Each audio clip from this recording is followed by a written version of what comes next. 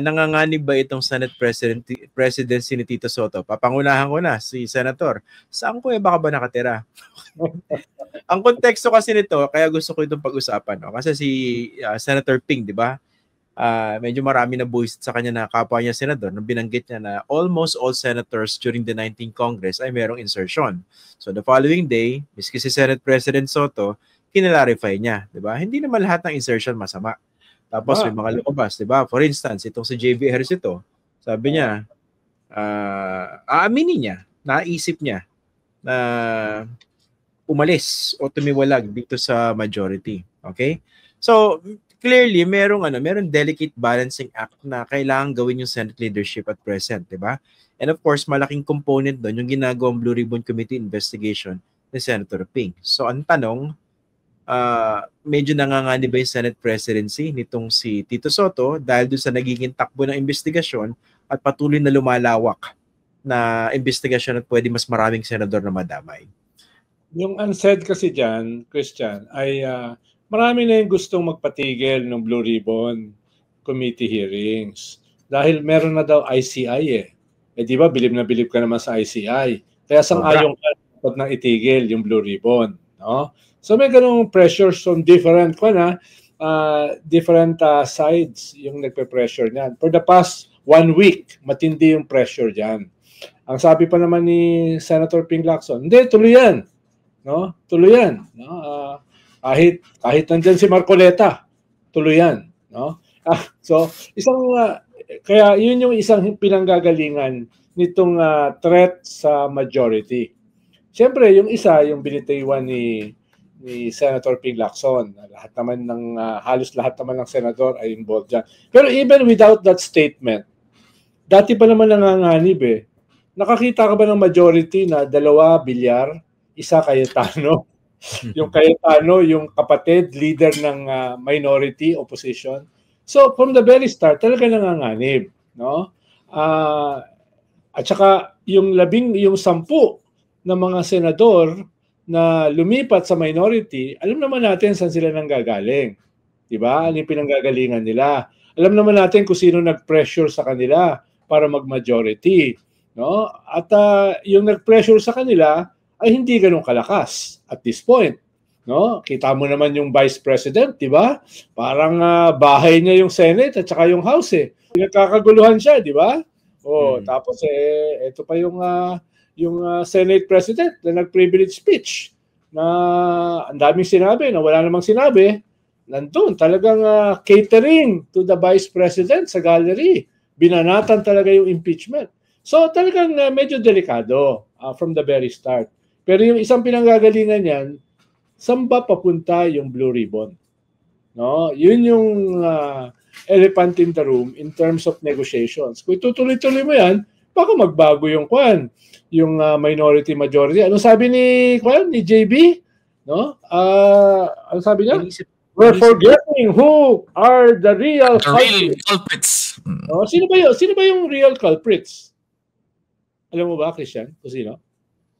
Yung real culprit sa sinasabi niya. May idea ako. Pero sa akin naman, kung hindi ka naman culprit bakit ka mag-worry? Kanya nga. Pero kanya, di ba, threat sa kanila? Tigil na yan. Tigil na yung mga ganyang investigasyon. Baka kung saan umabot eh. Dapat ba, would it be prudent for the Senate to continue with the Blue Ribbon Committee investigation? With the ICI investigation ongoing?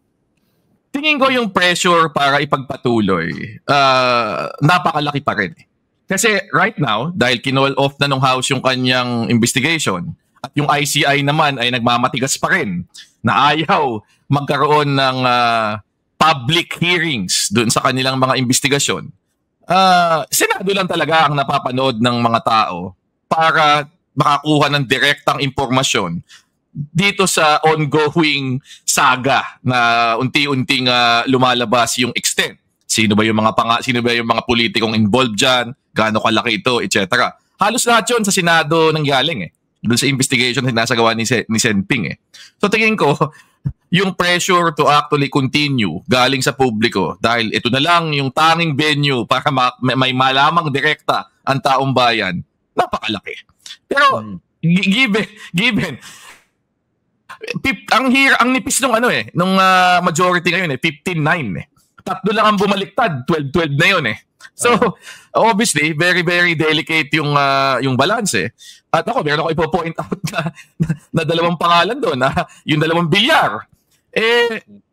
Na so far, tahimik, hindi masyado nagsasalita, pero in recent days, paulit-ulit, ilang beses lang lumabas ang pangalan in relation sa iba't ibang mga issue. In fact, pinatawag na nga ni DOJ Secretary Boying Rimulya para magsumagot ng mga tanong tungkol sa investigasyon. At apparently kanina, in-announce pa niya, nag-reach out daw privately, ayaw daw niya, gusto niya through formal channels. So ibig sabihin, hindi madadaan sa madaling tahimik na closed door na usapan, I suppose. Yun yung kanyang ideya doon. So, merong definitely stress doon sa unity nitong very, very precarious majority na ito. Pero, ang sasabihin ko lang, yung change of Senate leadership, at ito, magdi-differ ako again sa aking boss dito. Yung change in Senate leadership, isang side lang nung usapan yung paghina ng support for the current president. The other side of it is, meron bang ibang alternative na makakakuha ng suportang iyon? Right now, ang minority leader and therefore the most logical successor, kung sakali mang magkakaroon ng shift in leadership, si Senator Alan Peter Cayetano. So ang tanong dyan, kahit na medyo nanghihina na nagkakaroon na ng panghihina ng loob, sabihin na natin, dito sa leadership ni Tito Sen, sa kasalukuyan, dahil dito nga sa direksyon nito, nagkakaroon din ba ng pagtibay naman ng suporta para, well, I suppose, if we assume na siya yung logical successor kay Senator Alan Peter Cayetano. Yun yung tingin kong isang katanungan na equally important dito sa pag-assess na ito. Senator, I don't know whether you agree with me, no? Kasi talagang ang lalim ng bench ng Senado eh. Parang lahat sila pwede maging Senate President, no? Teka lang, hindi ko mapanindigan yung joke ko. Teka lang. Baka naman, di ba, you also have a former Senate President in the current majority leader, di ba, si Mig Zubiri. Hindi ba yun acceptable compromise or third option kung ayaw nila dito kay Alan Peter Cayetano? Kung sakasakali lang, hindi naman sinasabing tanggalin si Tito Sen, di ba? Senator, you have your 20 minutes. Baka ito kasi yung 20th Congress na ito, baka dito pinakamaraming magiging Senate President. Revolving door policy ba? Either way, baka bawat buwan may bago ka Senate President. Problema naman ng present majority, no? Yung minority kasi ngayon, pwedeng may kunin sa majority. Yung majority, parang walang makukuha dun sa minority. Sagad na, no? Sagad na. Yun yung problema nila. Kaya kung yung possibility na magbago yung balance of forces sa bagong Senate President, mas may edge yung minority kung sakali.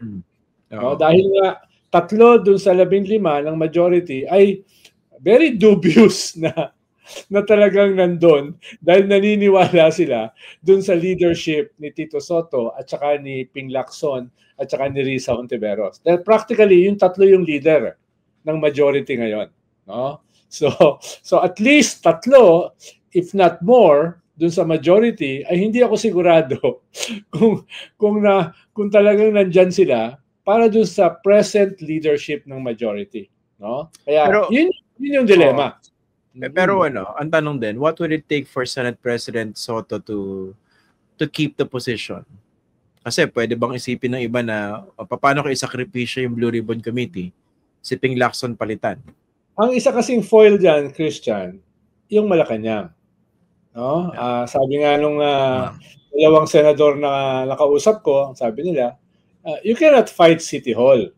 So yun naman yung kwan dyan. Mismo yung 2 bilyar at yung isang Cayetano na nandun ay kasama sa kanilang tactical consideration yan. Lalo na yung mga bilyar na maraming negosyo. The richest family in the country. So at least for 1 year ay pwede silang ma-pressure to stick it out with the majority kahit ano mangyari. no? Hindi ko alam yung isang Cayetano dahil hindi naman siya hihiwalay talaga sa kanyang kapatid. Ang malinaw naman, it's a very public Trojan horse. She's a very public Trojan horse. Ganun ba 'yon? Akala ko talaga meron siyang paninindigan. Akala ko ganun 'yun. Sorry, my bad. Sorry na lang, sorry. No? Nahahawa ko sa host na masyadong judgmental. Nakikita. Diba? Ilabas muna natin to, Attorney Barry. Medyo hindi ko gusto yung opinion eh. Sorry na. Lakas makapanira eh. Hindi siya Trojan horse. No? Nandun siya dahil sa kanyang paniniwala sa leadership ni Tito Sotto.